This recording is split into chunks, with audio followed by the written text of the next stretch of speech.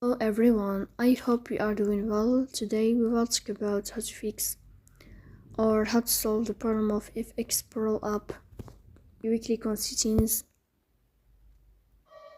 In this page here you will click on apps, default apps, app settings. In this page you will search about FxPro Direct. Here we click on first stop and you will click OK. Then you will enter to the window of storage. Here you will click on clear cache. Then you will go to Play Store. You will search about the application of FxPro app as you see here. And here if you find update in this, not in this page, if you updated the application of